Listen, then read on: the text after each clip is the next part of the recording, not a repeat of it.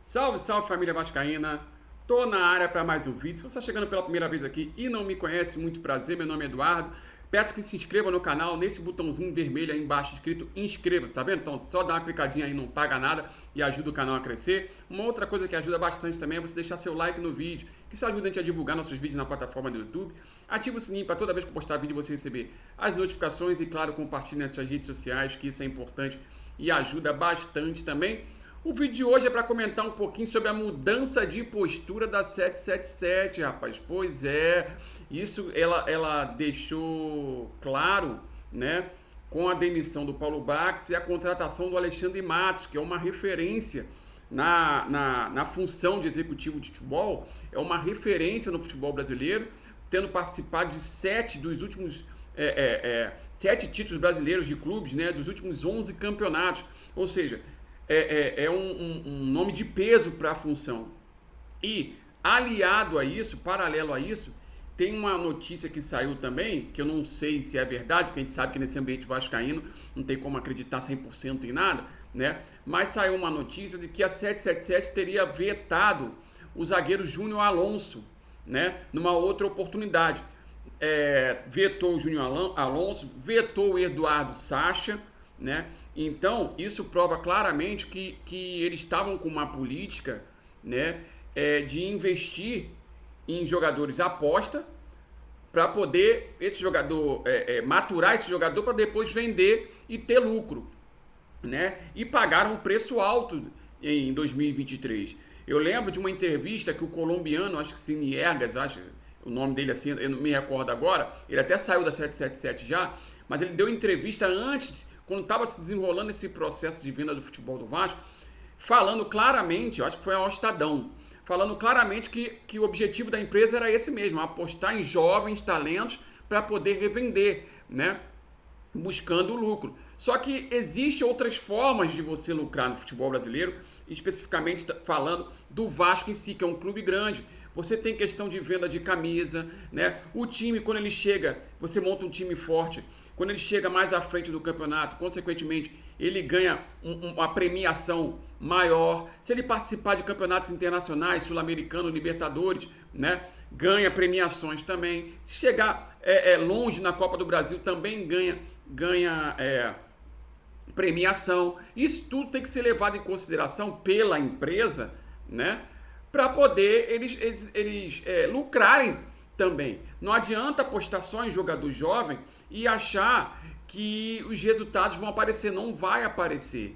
Precisa ter uma mescla. Não é à toa que eles iniciaram 2023 com essa política de jogadores jovens. Não é à toa que veio o Orelhano, né, veio outros jogadores também, mantiveram alguns jogadores da base ali como titular para ver se engatava, né? O próprio Andrei Santos que retornou, o Rodrigo, volante, o Galarza recebeu oportunidades, Eric Marcos. E quando entrou no Brasileiro, viu que a coisa não ia dar certo, aí eles mudaram um pouquinho o perfil, né? No desespero, mudaram um pouquinho o perfil na segunda janela, trazendo jogadores mais experientes para poder mesclar. Isso foi detectado pelo treinador Ramon Dias, né? E com essa mudança de nomes, né, saindo o Paulo Brax e vindo o Alexandre Matos, né, a imagem que passa para nós torcedores é que quer um time mais forte para 2024. Porque você tem um bom treinador, renovaram o contrato com o Ramon Dias, tem agora um bom executivo de futebol. Se tiver dinheiro de fato, coisa que não dá para acreditar muito também, haja vista diversas notícias, né, ruins em relação a esse sentido, falta de pagamento a clubes brasileiros, né, falta de dinheiro para comprar o Everton na Inglaterra, então não dá para confiar muito. Existe uma crise de confiança, né, entre parte da torcida com a empresa que está administrando o futebol do Vasco, que comprou o futebol do Vasco. A outra parte não, a outra parte tudo é lindo, tudo é festa, samba, rock, enfim, né, mas isso aí não é tema para esse vídeo aqui.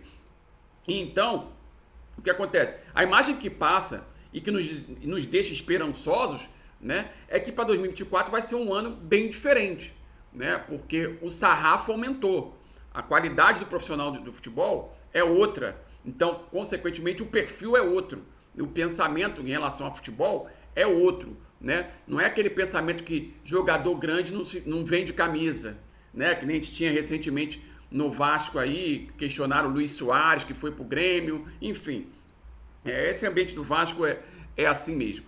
Então, espero que a empresa tenha aprendido com isso. O melhor cenário possível é uma mescla entre jogadores jovens e jogadores experientes. Precisa se contratar jogadores num estágio de desenvolvimento acima dos que estão no elenco. Quando eu falo estágio de desenvolvimento acima, são jogadores que entregam rendimento de imediato. Por exemplo, o zagueiro Júnior Alonso, né? Tem diversas especulações, fica difícil a gente falar sobre especulação, porque a gente está num período em que as pessoas mentem por visualização e like, né? Mas, por exemplo, tem um volante Fernando, que é do Sevilha, né? Que dizem que está saindo de lá e que vai fechar com o Vasco. É outro jogador que entrega rendimento imediato. Por exemplo, um jogador que não foi especulado, mas eu gosto bastante dele, o Soteldo, que criou aquela confusão, o Vasco e Santos e tal, mas é um jogador que entrega rendimento imediato.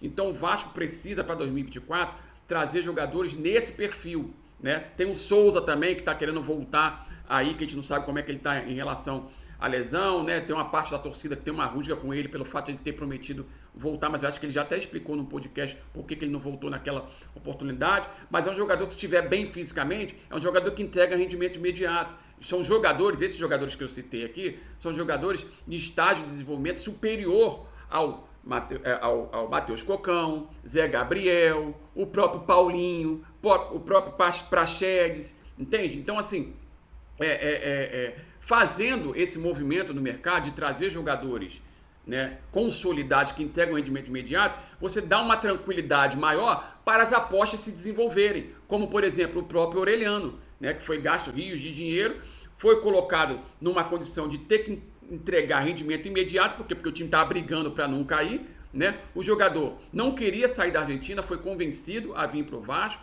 chegou aqui num campeonato diferente, país diferente, língua diferente, jogador introvertido, ou seja, precisa-se de um tempo, né, de adaptação. Então, se tiver um time forte, competitivo de fato, né, para dar essa sustentação, não só o Orelhano, como o próprio Gabriel Peck, né, que foi um dos melhores jogadores do Vasco, bastante contestado pela torcida. Por quê? Porque a torcida com demanda reprimida muito alta por resultados, né,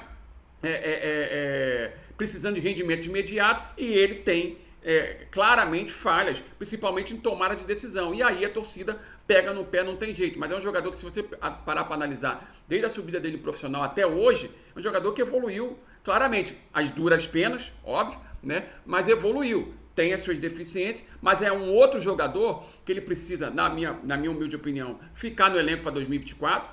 Né? O Vasco tem que parar com essa condição de ficar pegando os destaques do time e vendendo e tendo que trazer outros jogadores para repor.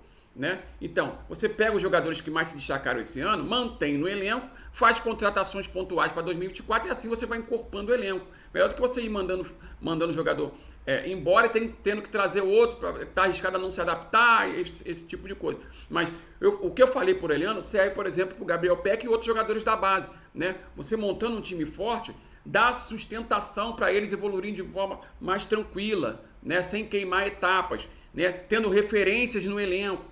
É isso que eu espero com essa contratação do Alexandre Matos, né, junto com o Ramon Dias, eles montando, né, esse planejamento para 2024.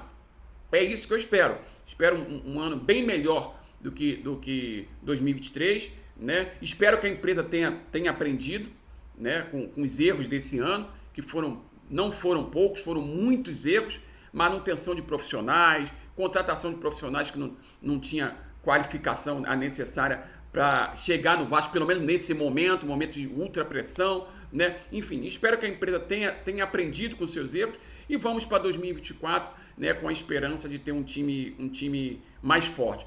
Não tem como a gente falar sobre especulações, como eu falei para vocês, muitas pessoas mentem em troca de visualização, like e inscritos, né? E aqui a gente não comenta em cima de especulação. A gente espera fechar primeiro, assinar o contrato, fechar, para depois a gente fazer a nossa análise e dar a nossa opinião a respeito das contratações. Tá? Esse foi o vídeo de hoje, espero que vocês tenham gostado. Se vocês gostaram, peço mais uma vez que se inscreva no canal, deixe seu like no vídeo, ative o sininho para toda vez que postar vídeo você receber as notificações. Um abraço e até o próximo vídeo. Valeu!